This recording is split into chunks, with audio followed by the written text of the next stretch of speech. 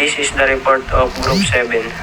Our title is Code of Practice for the Production of Organic Soil Amendments. Scope, dito po pumapasok yung general practices for the production of organic soil amendments. Dito po yung ni-utilize at minimize yung environmental hazards and production quality. Normative references, dito pumapasok yung mga documents at mga requirements and references ng production in the area.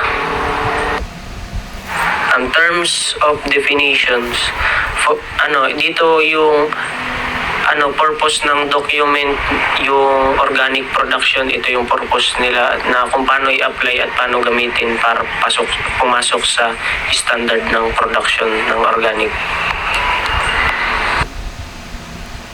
Organic soil amendments, dito yung mga produkto sa production na ginagamit nila through organic.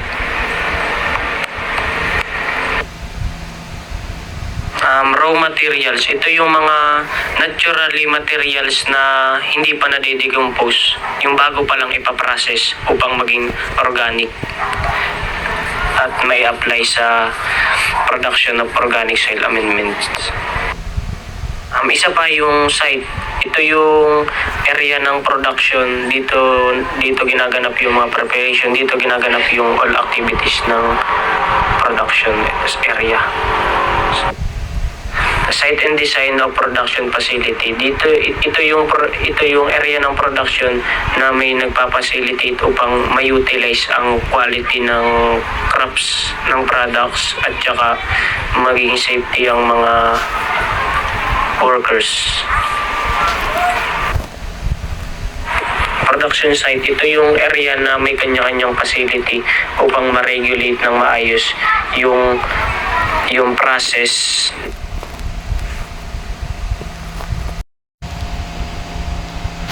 Next is production of organic soil amendments.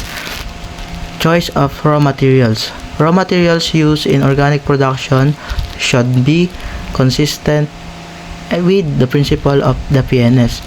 Raw materials with substrate contaminated with heavy metals and hazardous chemicals shall be avoided. So sa raw materials, piling-pili lang ang mga materials na pwedeng gamitin sa organic, which is yung mga food waste, animal waste, na pwede nating ilagay sa organic soil amendments. Iniiwasan na rin po nating lagyan ng mga synthetic chemicals, hazardous chemicals, and mga heavy metals na kayang mag-contaminate sa mga organic materials na ginagamit ng mga producers. So sa next is processing. Solid organic fertilizer and compost soil conditioner. Single or a combination of raw materials should undergo proper decomposition process to reach in a minimum of 60% to destroy pathogenic microorganism. So dito sa solid organic fertilizer and compost soil conditioner, ito yung process na nire-reach ng mga producer na ma-attain yung proper decomposition ng mga organic materials, which is to help the microorganism to fight back against the pathogenic that can cause to destroying them on decomposition. So yung proper processing dapat isinasaalang-alang ng mga bawat producers and ginagawa ito ng ayos. So liquid organic fertilizer and organic plant supplement. Heavy metals contaminated raw materials should be avoided in the production of liquid organic fertilizer and organic plant supplement. So yung mga heavy metals na banggit na kanina is hindi siya nire-required na mapahalo or mapasama sa mga organic materials na ginagamit sa soil amendments.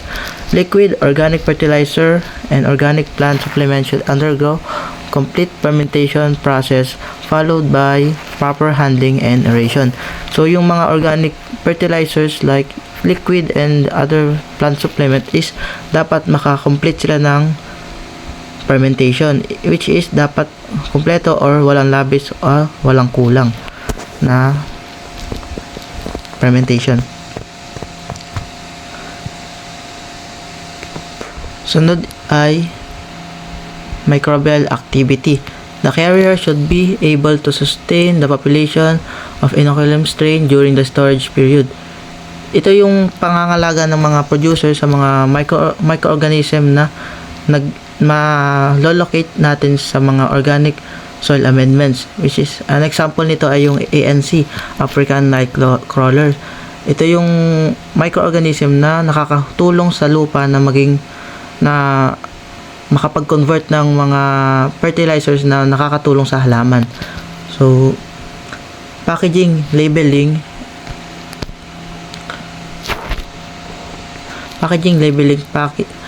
is ito yung kasunod ng processing na sinasagawa ng mga producer para masunod yung organic soil amendments. Ito yung paglalagay ng mga labels, yung pagbabalot ng tama, pag-i-storage ng tama under the provision ng PNS. Merong binibigay ang PNS na regulation and standards na dapat ma-attain ng mga maraming producer para matawag itong organic soil amendments. So una na dyan is yung packaging. Sa packaging, dito pupunta lahat ng mga dapat gawin ng mga producers na gaya ng pagpapackage ng tama sa mga materials na na-produce, tapos mayroong mga tamang pagpapacilitate, tamang pag-maintain, tamang pangangalaga para yung mga finished product is hindi masira o makontaminate. Dito, ina-encourage ang mga producers na gumamit ng biodegradable kesa dun sa mga agrochemicals na packaging, which is ang biodegradable nakakatulong pa to sa kalikasan at mas nakaka-less ito sa pollution. Next is yung labeling. Labels of bottle, cartons, bag, and sachet shall be in accordance with the provision under PNS. Dito papasok yung pagpapacilitate ng PNS sa labeling.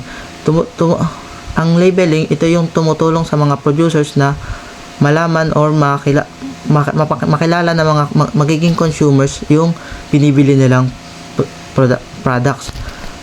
So, next is the storage. Organic soil amendment should be stored separately from other materials. Organic soil amendment should be stored separately from other products. The storage area should be well ventilated and appropriately protected from weather condition. So dito nabanggit sa storage, dapat unang-una pa lang na ginagawa ng isang producers is yung pagpapacilitate ng area, which is dapat merong well ventilated na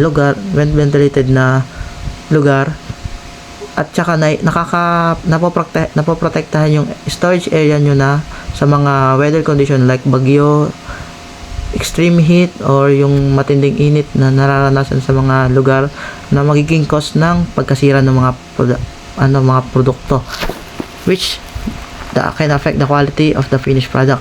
In addition, the storage area should be free from waste which may become breeding places for pests and where spillage and leakage are easily cleared. So yung area dapat unang-una malinis, maiiwasan ito na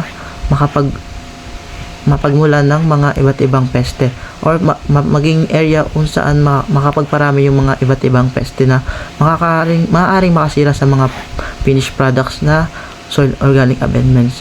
Yung microbial inoculant should be stored under appropriate condition.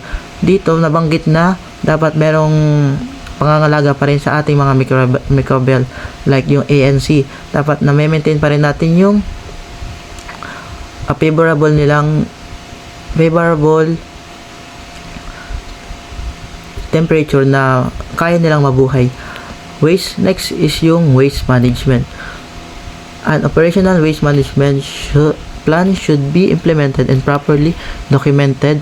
Proper segregation of waste should be strictly observed. So yung waste management, hindi ito pwedeng makalimutan sa pag-aproba ng PNS sa mga organic agriculture. Dito sa waste management, isinasaalang-alang ng mga producers yung mga basura na kanilang itinatapon o yung mga nagamit na nila na mga natira-tira na kayang maging cause sa mga problema sa mga areas na pinagkunan nila or yung pinaggamitan nila. Yung proper segregation of waste should be strictly observed. So, nabanggit dito na yung PNS is mahigpit sila sa mga mga pinagtatapunan or yung mga segregation ng mga basura. Proper disposal of empty containers and packaging materials should be followed in accordance with the rules and regulations set by concerned regulatory agency. So dito dapat isinasaalang-alang ng mga producers yung mga binigay na regulation and yung mga rules na pinatupad ng PNS. So, liquid waste should not be disposed directly to bodies of water. Dito pinapaalala lang sa mga producers na yung lahat ng mga na-collect nilang mga waste is hindi dapat natin itapon sa mga different kind of bodies of water. Example na dyan is yung mga tulay na may ilog sa ilalim or yung mga sapa na pwedeng maging cause ng magkasira ng mga ito or pagiging contaminated na nalagmula dahil lang sa mga pinagtatapong basura.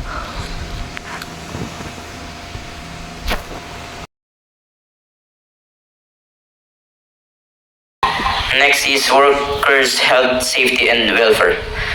First is labor condition. Employees shall ensure that working conditions are sustainable for workers.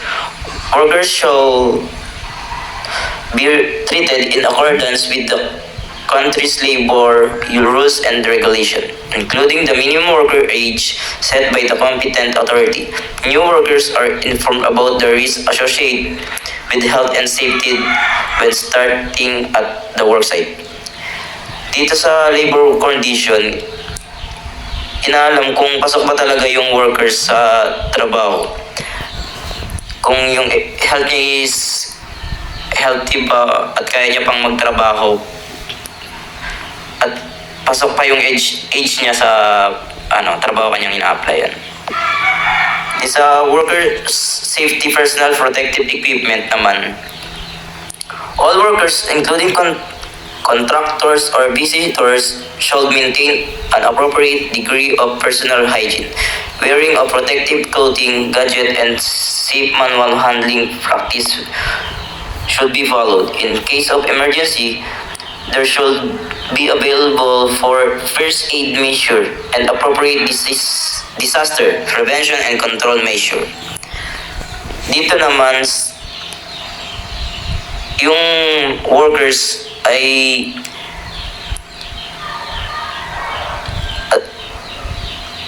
inaalaw na gumamit ng protective clothing like pants and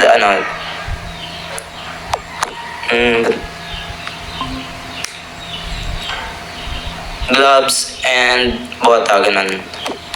Dito naman sa trainings, employee and workers should have appropriate knowledge or be trained in their area of responsibility, such as operating equipment and tools, accident and emergency procedures, safe use of substance and personal hygiene.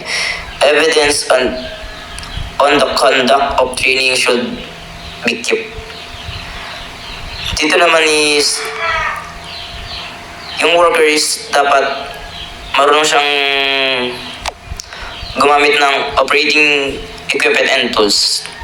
Dapat din is may knowledge siya at na-train siya ng maayos para sa trabaho na kanyang tatrabahuhin. Dito naman sa traceability, a complete set of records of organic soil amendment productions shall be kept in conformance with traceability and record keeping of PNS. Dito naman sa traceability is yung record na kung organic pa talaga ang mga ginamit na mga sa production. Ayan lang. Thank you.